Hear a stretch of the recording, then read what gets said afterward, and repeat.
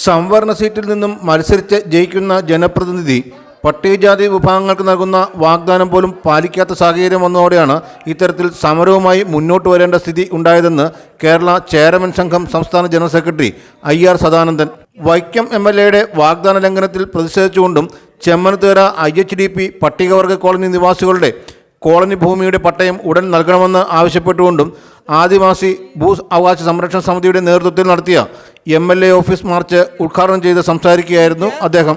നമ്മുടെ കയ്യിലുള്ള ഭൂമിക്ക് ഒന്നെങ്കിൽ തീരാധാരമുണ്ട്, അല്ലെങ്കിൽ പട്ടയമുണ്ട്, അല്ലെങ്കിൽ മറ്റ് രേഖകളുണ്ട്. ഇവർക്ക് മാത്രം രേഖയില്ല. രേഖയില്ലാത്തത് കൊണ്ട് തന്നെ ഈ വസ്തു പണയം വെക്കാനോ എവിടുന്നെങ്കിൽ ബാങ്കിൽ നിന്ന് ലോൺ വെക്കാനോ കുട്ടികളുടെ ആവശ്യത്തിന് വേണ്ടി അത് പ്ലെഡ്ജ് ചെയ്യാനോ കഴിയാത്ത ഒരു സാഹചര്യമാണ് ഇവിടെയുള്ളത്.